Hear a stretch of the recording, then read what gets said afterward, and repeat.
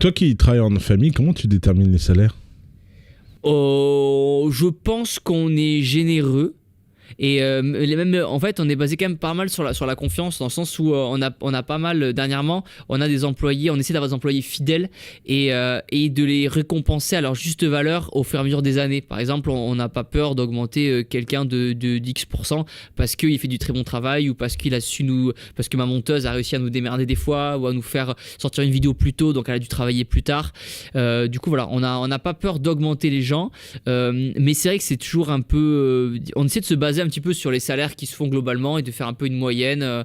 Voilà. Après, si demain il y a un employé qui regarde la vidéo et qui dit Thibaut, j'ai vu ta vidéo, j'estime que je suis pas assez payé, on discutera avec plaisir. Voilà. Là, tu t'es mis dans la merde. Voilà.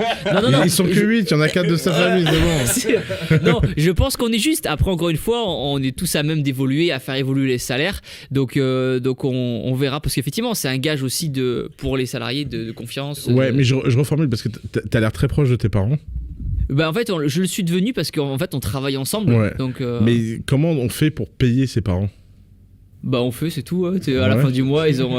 Alors c'est mais plus. Comment tu détermines combien ils gagnent tu fais un salaire qui est équivalent au marché, quoi. Ouais. C'est ce que t'as fait, ouais. Ouais, c'est ça, en faisant un peu plus que ce qui est évalué au marché. Voilà, tu prends le salaire de base et tu rajoutes un peu plus parce que l'entreprise le permet. Et même eux, ils sont pas entre guillemets avares. Ils ont la logique aussi. Ils veulent que l'entreprise tourne. Donc ils se disent pas Thibaut, paye-moi 30 000 € par mois. Ils savent très bien que du coup en France, il y a pas mal de charges aussi et que du coup il faut que la boîte se tienne correctement. Donc voilà, trouver un petit juste milieu.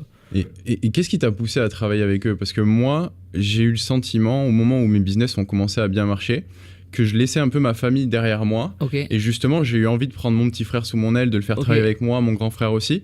Parce que en fait, j'ai ressenti un peu de culpabilité de les laisser là où ils étaient. Ouais. Et moi, d'avoir le sentiment de progresser sur le plan financier. Ouais, bien sûr. Est-ce que toi, c'est un truc que tu as ressenti ? Pourquoi tu bosses avec ta famille ? Je bosse avec eux tout simplement parce que il y a ce premier aspect, je dirais vraiment la confiance.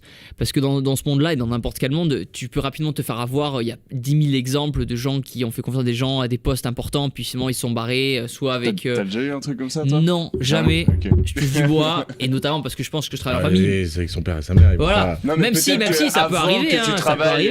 Peut-être qu'avant que tu travailles avec ta famille, tu vois, t'as une mauvaise expérience. Et du coup, non, parce qu'en fait, assez rapidement, on a commencé à bosser ensemble, tu vois. Au début, donc on vendait les marques de fringues, et là, du coup, moi, j'avais pas leur organisation et j'étais construit dans les vidéos. Du coup, ma mère m'a commencé à m'aider là-dessus, sur la partie organisation, envoi des colis, SAV. C'est vraiment elle qui gérait ça au tout début.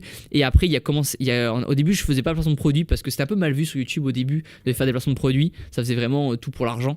Et donc, finalement, ça s'est fait petit à petit. Et là, c'est mon père qui, à la base, est ingénieur commercial dans l'aéronautique, qui du coup a quitté sa boîte pour venir travailler avec nous. Donc il avait fait une lettre disant que si dans un an, est-ce qu'il y a possibilité dans un an de revenir dans sa boîte et avoir le même salaire, le même poste, c'est possible, la boîte a accepté. Mais au final, ça fait 7 ans qu'il est dans l'entreprise, ça se passe bien. Oui, c'est dur, oui, les horaires c'est fatigant, oui, mais à côté de ça, c'est quand même aussi une expérience super enrichissante, on fait des très bonnes rencontres, on fait un métier atypique, tu vois, par exemple, là il fait des négos de contrats qu'il ferait pas ailleurs, ça nous permet quand même de travailler à côté de la maison, de pas faire beaucoup de routes et d'éviter les bouchons, donc voilà, il y a quand même, effectivement, c'est dur, c'est pas facile, il y a des avantages comme des inconvénients, voilà, je pourrais pas te dire demain bosser en famille c'est que bien, c'est aussi des discussions, c'est des désaccords entre ma soeur et mon père, c'est des réunions des fois entre mon père, ma soeur, moi et dire bon alors qu'est-ce qu'on fait, est-ce qu'on est en surmenage, est-ce que ça va, est-ce qu'on accélère sur ça, est-ce qu'on abandonne ça, et